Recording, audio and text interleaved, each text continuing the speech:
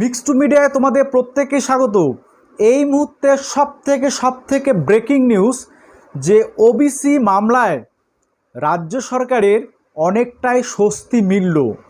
আজকে ওবিসি মামলা তোমাদের বলেছিলাম যে 11টা থেকে 11:30টার মধ্যে উঠতে পারে, গতকালকের ভিডিওতে বলেছিলাম, সেই মোতাবেকই কিন্তু উঠেছে 11:30টার দিকে।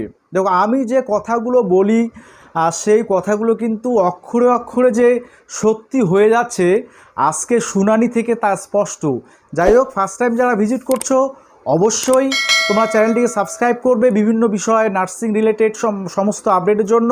আর আজকে ওবিসি কেজে কি হলো ডিটেলস তোমাদের আমি একটু বলে নিই। প্রথম কথা, যখন কেসটা ওঠে সুপ্রিম কোর্টের প্রধান বিচারপতির বেঞ্চে, তখন দেখা যাচ্ছে সুপ্রিম কোর্টের প্রধান বিচারপতি অবাক হয়ে বলছেন যে কি করে হাইকোর্ট এই প্রশাসনিক এই কাজের ক্ষেত্রে এতদিন স্টে অর্ডার দিয়েছে। তো সেক্ষেত্রে উনি বললেন যে এটার উপর এই যে স্টে অর্ডার হাইকোর্টের সেটা তুলে দেওয়া হলো, মানে স্টে অর্ডারের উপর হাইকোর্টের স্টে অর্ডারের উপর সুপ্রিম কোর্টের স্টে পড়ে গেল। তার মানে ওবিসি জটটা ক্রমশ খুলতে চলেছে।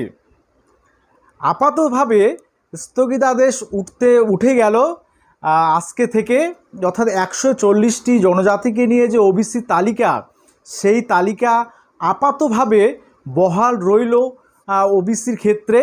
এবং সেক্ষেত্রে অবশ্যই তোমাদের জন্য একটা সুখবর, যারা তোমরা ওবিসি ক্যাটাগরিতে রয়েছো, তোমাদের সংরক্ষণ যেমন 7% আগে বলেছিল হাইকোর্ট, সেটা 17% থেকে গেল আপাতভাবে।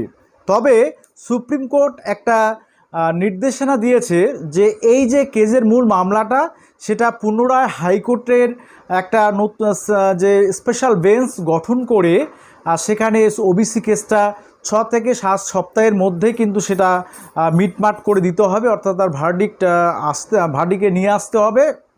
অর্থাৎ আমি বলেছিলাম যে মূল মামলাটা 1 থেকে 1.5 মাস সময় লাগবে, সেই মোতাবেক সেই অনুযায়ী কিন্তু কাজটা হচ্ছে। দেখো, আমি যে কথাগুলো বলেছিলাম তাহলে সেই কথাগুলো কিন্তু প্রায় 99% মিলে যাচ্ছে।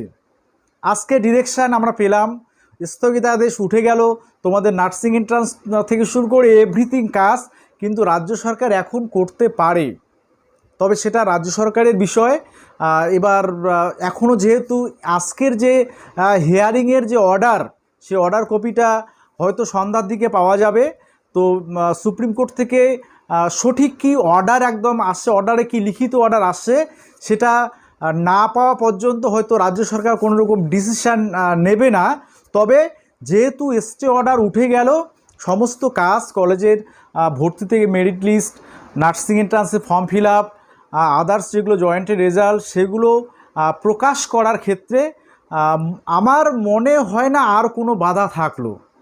তবে কেসটা আবার হাইকোর্টে আসবে, সেখানে স্পেশাল বেঞ্চ গঠিত হবে হাইকোর্টের প্রধান বিচারপতির তত্ত্বাবধানে।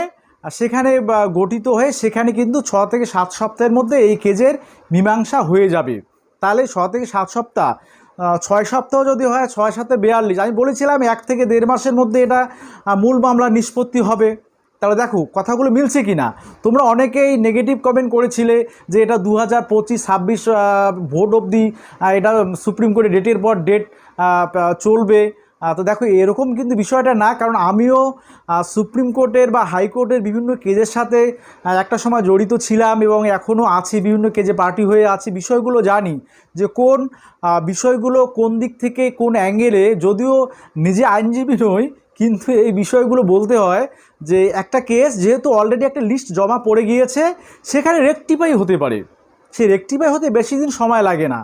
তো যাই হোক, তোমাদের স্বস্তির খবর, সকলকে ভিডিওটা শেয়ার করে বলে দেবে যে তোমাদের নার্সিং এন্ট্রান্সে ফর্ম ফিল আপ দ্রুত শুরু হতে চলেছে।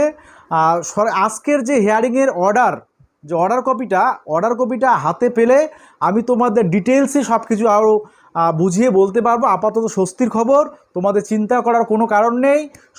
সকলেই যেটা প্রার্থনা করেছিলে শ্রাবণ মাসের 2য় সোমবারে মহাদেবের কাছে, আশা করি সেই প্রার্থনা অনেকটা ফলপ্রসূ হয়েছে, মহাদেব সেটা দেখেছেন। যাই হোক, সকলকে অনেক শুভেচ্ছা, অনেক তোমাদের শুভকামনা ভবিষ্যতের তোমাদের লাইফের জন্য অর্থাৎ ভবিষ্যৎ যে কোর্সগুলো করতে চলেছো তোমরা, সে কলেজেরই হোক, নার্সিং এন্ট্রান্স হোক বা আদার্সই হোক, আর তোমাদের ওই যে বিষয়টা বললাম যে এএনএমে পোস্টিং আর জিএনএমের যে স্টাফ নার্সের যে রিক্রুটমেন্ট, সেটা নিয়ে আমি বিস্তারিত পরে ভিডিও দেব। আপাতত অর্ডার কপিটা আমরা পেলে তারপরে আমি বিস্তারিত ভিডিও নিয়ে তোমাদের সামনে ডিটেলসটা খুলে বলছি, ঠিক আছে? তো অবশ্যই ভালো থাকবে, সুস্থ থাকবে, ভিডিওটা একটু শেয়ার করে দেবে সকলকে, ঠিক আছে?